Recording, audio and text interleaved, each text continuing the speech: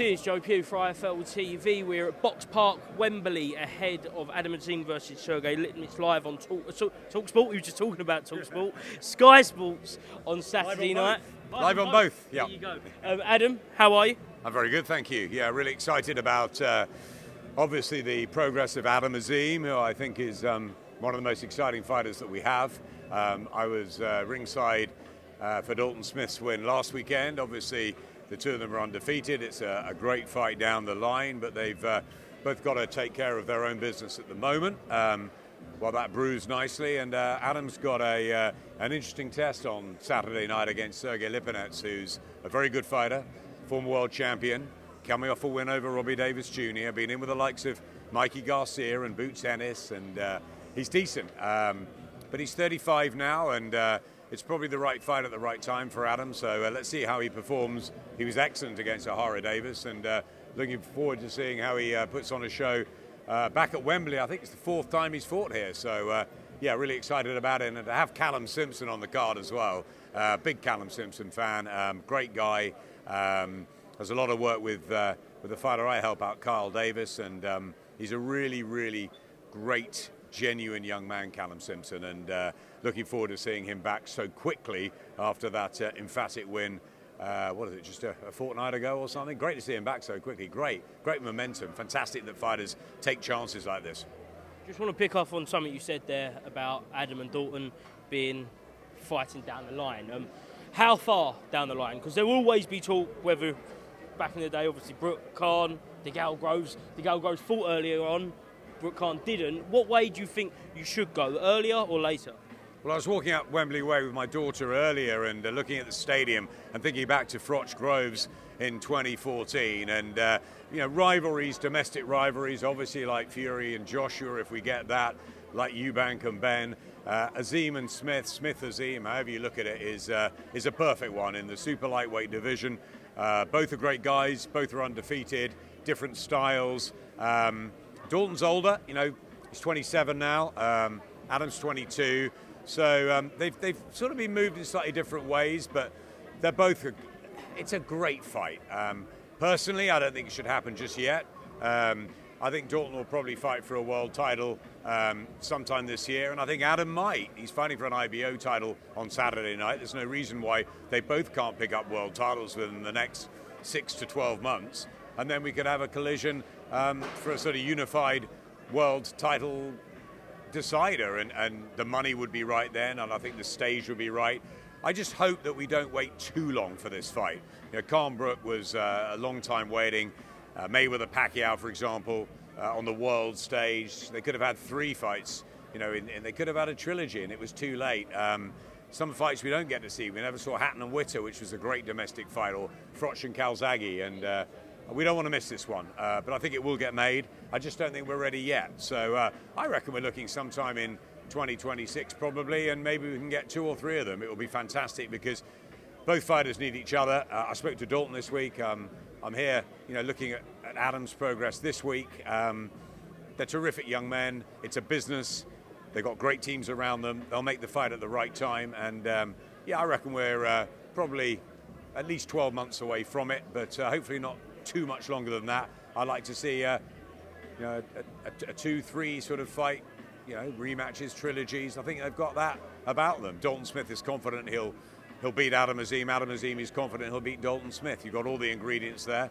I believe they'll probably both be unbeaten still by the time they fight. So let's get it on, but not just yet. George Groves is here today with his young talent Lucas Roerig. Just as a little side note, glad to see George starting his own management stable. I spoke to him kind of when this was announced, and he said he had no idea that he'd be involved in this, but I know you're now involved with Summit Sport, but it's good to have these people so synonymous with British boxing still in the game. Yeah, I'm loving working with Carl Davis, Sophie Alish. It's brilliant fun, and with Izzy Asif at GBM, seeing the young fighters come through in Sheffield as well, and up and down the country. We've got a big show next week, February the 7th, with Shakan Pitters going for a European light heavyweight title. That's a big fight. So yeah, it's really good. And to see George here, obviously evokes memories. I've just caught his eye there. He's a good friend of mine. He lives not far from me, and he's a great guy. And obviously what he did in British boxing was fantastic. He did it his own way. He learned from sort of David Hay and Adam Booth and others, and he he brought and put his stamp on British boxing, and the Rubik's Cube and all the fun we had with Carl Froch, and obviously winning the world title in Bramall Lane. He did it eventually, George, and he's a world-class fighter, and he'll be a world-class trainer, manager, or whatever he puts his mind to. And it's great that he's got Lucas. He's very hot on him. He's been telling me about him for a long time. Looking forward to seeing him on Saturday night, and I wish George well. And yeah, you're right, to have people like George still involved in the sport at the highest level, the likes of Jamie Moore as well, leading trainers, fantastic to see. And yeah, we need their wisdom. Adam, I've seen yourself on TalkSport being a big advocate, slightly against Simon Jordan for Ben Eubank. You can't wait for that fight. Just how glad are you to see it on a poster, formally announced for a stadium? And we love stadium fights. Yeah, I love that fight. Simon Jordan doesn't, Frank Warren doesn't. There are people that won't enjoy this. There's controversy to it. There will be the haters, but it's a fantastic story, and I love stories, and I love fights that bring the casuals in. As a trade fan, you look at that and you look at Fury Joshua and you wonder why it hasn't happened, but as a casual sports fan, we need Fury and Joshua to happen. Please, Tyson, come out of this retirement. We need that to happen, I think, because it just attracts more fans. And as for Eubank and Benn, or Ben and Eubank, or however you say it, they're two wonderful characters. They're good fighters. They've got the history of their fathers behind them. They've got needle and spice and a weight difference, and they've got everything. And of course, what happened just a couple of years ago, Conor's had a really tough time out of the ring. Obviously, there's been a lot of debate about that. That's past, so now we've got to get on with him back in a ring, and Chris Eubank Jr. needs that dance partner, and it's Conor Benn. It always has been. He's been out there for a long time. I think it's a fantastic tale. Are they world-class fighters? Chris Eubank Jr. has not won a world title, and Conor Benn probably hasn't been ready for one, but it's a fantastic fight. It's a great matchup. I'm really excited about it. It's a wonderful card. Tottenham's a terrific stadium for boxing. I loved taking Anthony Joshua and Alexander Usyk there for their first fight. Daniel Levy and the team are brilliant. They know how to put on big events, and it's a stadium. Okay, Anfield is my home for football, but it's a stadium like no other, maybe Wembley apart. Tottenham's great, a great stage for it, April the 26th.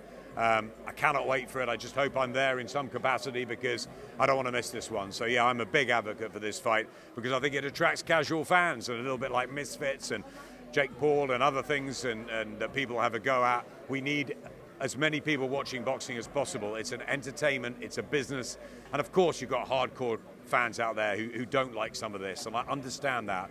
And maybe I was one of them once upon a time, but my kids have woken me up to the likes of KSI and Jake Paul and Logan Paul that they want to see, and if they want to see it, then we need to put this sort of stuff on. And boxing is our business, it's your business, it's my business. Conor Benn and Chris Eubank are serious prize fighters. Let's see this fight. It's a great matchup, and the best thing about it is we don't know who's going to win. Just last thing, I want to ask you about Dillian White. He's made some comments on Sky Sports over the past couple of days saying he believes Anthony Joshua's finished and he wants that fight. What do you make of those comments? Dillian White wants Anthony Joshua. He wants probably Derek Chisora. He probably wants Alexander Usyk and Daniel Dubois. Dillian White came back in Gibraltar. He needs another fight pretty soon.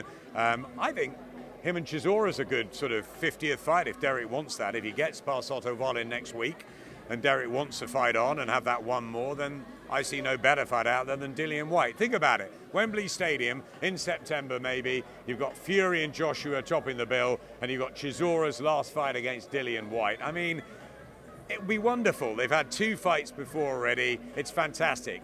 But if AJ Dillian White happens, you'd watch that. If AJ Deontay Wilder happens, you'd watch that. There's many fights still to come, and I'm sure Turki Al-Sheikh and everybody that's involved in making these big fights will get them on. But Dillian White's still got a part to play.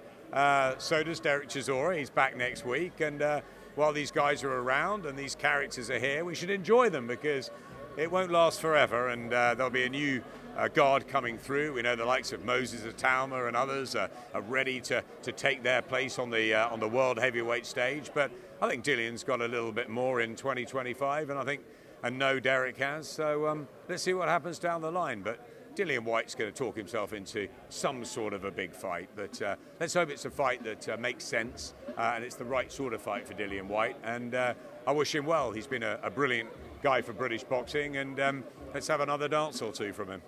Adam, thank you very much for speaking to IFLTV. GBM next week? GBM next week, Friday, February the 7th.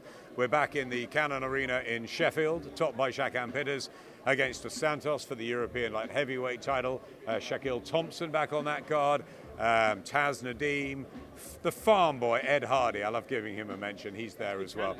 Very good talent. Reece Mould as well. Nice to see him back. So really good night we should have. Izzy and Mitch and the team getting ready, getting everything in line for next week, Friday night on DAZN. Can't wait for it. Really good top of the bill. And then I'll be hot-footing it over to Manchester to see what Big Derek's got left. Del Boy against one of the nicest guys in boxing in Otto Wallin. Adam, thank you very much.